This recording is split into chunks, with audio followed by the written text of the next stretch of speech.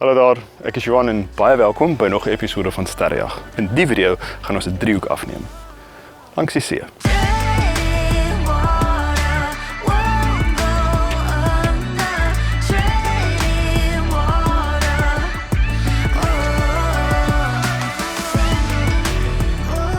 Franse teiken is die derde grootste sterrestelsel in die plaaslike groep. Dit is die klip waar Andromeda, die Melkweg, die Groot en die Klein Magellaanse wolke ook behoort. Dit was iets spesiaal in hom vir my, want ek het hom vir meer as 2 jaar na probeer afneem, maar elke keer net of die verkeerde toerusting gehad, of die verkeerde ligbesoedelingsvlak om dit af te neem. En vanaand is ons by 'n klein dorpie aan die Duitse kus, bykans aan die grens met Denemarke, en dit is die een aand uit 7 wat ons het om hierdie sterrestelsel af te neem. Ons is in 'n baie donker omgewing, so vanaand gaan ons ons bes probeer om vir M33 af te neem.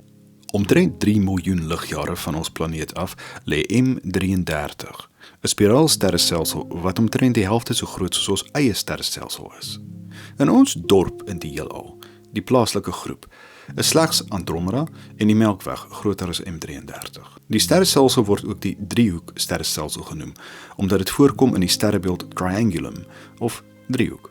M33 wemel van aktiewe stervormingsareas. Party is so groot en so helder dat hulle selfs hulle eie katalogus inskrywings het. Die helderste van hulle almal, NGC 604, is 'n nevel wat 45 miljoen kere helderder as ons eie son is. Die grootste sterreswart gat, bloot 'n enkele ster wat ineengestort het, bevind homself in M33. Sy naam is M33X7 en is omtrent 15.7 keer die massa van die son. Interessant genoeg egter, is daar volgens observasies nie 'n supermassiewe swart gat in die middel van M33, soos die geval is by baie ander sterrestelsels nie. En anders as beide die Melkweg en die Andromeda sterrestelsel, is M33 'n sogenaamde pure disk galaxy, sonder 'n galaktiese uitstopping in sy kern. Om dit af te neem moes ek kies tussen 2 teleskope. In die een sou M33 te klein voorkom, en die ander effens te groot. Om die meeste detail moontlik vas te vang, gaan ons dus 'n lang fokusafstand gebruik en 'n mosaïek uit 3 panele bou. Ons is opgestel vir die aand. Vanaand is die enigste aand in 8 aande wat dit opgetrek gaan wees en ons hierdie teleskoop kan gaan gebruik. En as alles goed gaan ons met ons 3 paneel strategie ordentlik vir M33 kan afneem. Die aand het redelik goed verloop en ons het omtrent so 1,5 uur se data op elke paneel ingesaam. Ek het ook 'n kamera op 'n staattrekker gesit en kon 'n paar uur op Cygnus kry, met die Noord-Amerikaanse nevel in die middel. Ons vat nou 'n tweede kans. Dit is bitter bewolk en gisteraand was regtig die enigste aand wat werklik opgetrek was. Behalwe was ons gelukkig graag later in die week. Maar ons vat 'n kans want dit lyk of dalk so 60 minute gaan wees en wat ons op die oomblik nodig het is meer sub-exposures. Ons het so 'n paar lekker satellietspoortjies wat op die data deurgaan. Ek gaan kyk of ek miskien 7 subs kan kry per paneel, en dan hooplik kan ons die satellietspoortjies uitkry. Dit het gereën.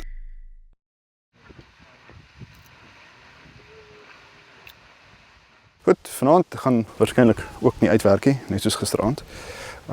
Ek gaan die teleskoop nog steeds laat loop, en daar's sulke stukkies blou tussendeur die wolkies, wat vir my sê dat ons miskien gelukkig gaan wees en dalk 'n stoute 30 of 60 sekonde exposure op 'n slag kan loop, en dan miskien is een uit elke 5 foto's iets wat mense kan gebruik sonder wolke, maar die kans daarvoor is skraal.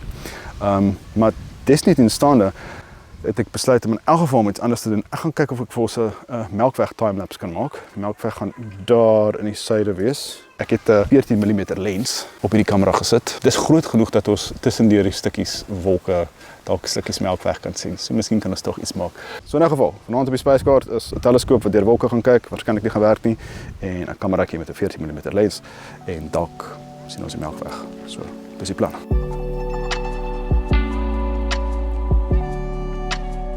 Bo al my verwagtinge het dit toe heel wat beter gegaan. Of ten minste, so het ek gedink.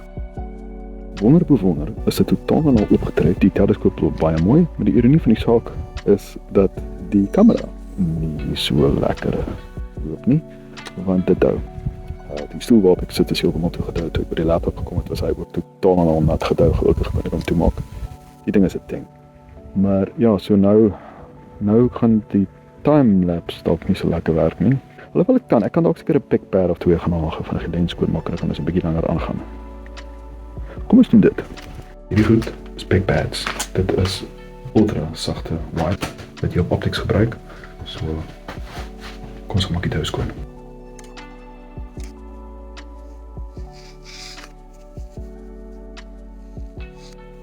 Teleskoop is ook lekker nat, maar hier is gelukkig 'n dew shield op. So, dit beskerm ons. Ok, ek dink die PicPads het ons so 'n halfuur gekoop. Dit gaan in elk geval nie lank hou nie, want dit gaan weer toe dou. Ek moes regtig daai Dewey straps saamgebring het.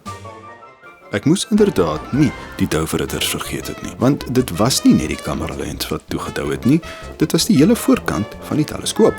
Ek het selfs 'n besoeker gehad. Toe ek dit ontdek het, het ek waansinnig rond begin hardloop om die probleem op te los en alles van PicPads tot 'n handdoek probeer, wat terloops kan krap en glad nie op daai teleskoop se delikate glaselemente hoors nie. In 'n laaste poging het ek die teleskoop afgehaal, binne toe geneem en probeer droog waai. Die dou het helaas so diep gesit dat dit onmoontlik was om dit betyds te laat verdamp. Ek moes eintlik ten laaste die spreekwoordelike en die letterlike handdoek ingooi en toe kyk hoe die oopgetrekte sterre uur na uur bo my kop en 'n leemontering draai, sonder enigiets om dit mee af te neem. En daai Melkweg timelapse, wel, daar was 'n lig in die pad.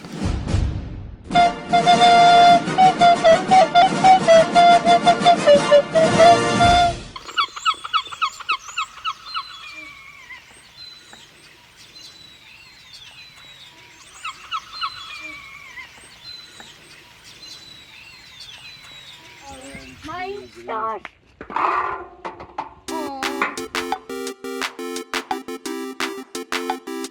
Hierdie projek het meer kinkels en draaie as 'n sepie. Alles is opgepak, môre ry ons huis toe. Daar staan absoluut niks in daai veldjie daar nie. En ons gaan alles nou weer uitpak en opstel, want tog lyk dit asof dit wel moontlik gaan wees om vanaand weer foto's te neem. Een van die 4 bronne wat ek gereeld bestudeer om te kyk wat die weerpatrone gaan wees, lyk positief, die ander 3 lyk negatief en ja, wat sê hulle van confirmation bias, né? Uiteraard is daai een reg. So kom ons stel weer op, julle, en dan braai ons. Die laaste aand het so half gewerk. In totaal, na 'n week se gesukkel, het ons 2,5 ure per paneel ingesamel. En dit is toe wat daar uitgekom het.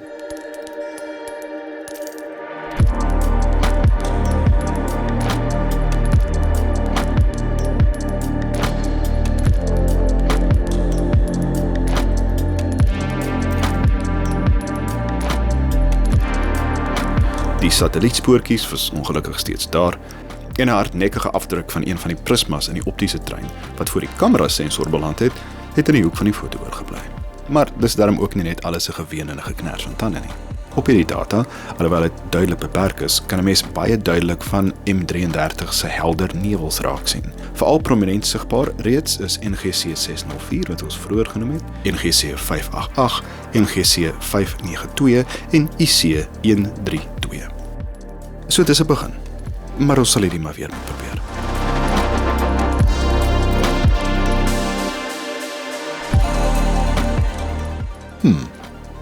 Dit voel of ek iets vergeet het. O ja, ek het M33 met dieselfde kameralens afgeneem as waarmee ek Cygnus afgeneem het, saam met sy groot boetie Andromeda. Kyk net hoe klein lyk hy van ver af. Okay, ons moet hierdie video seker stop, né? Right, cheers.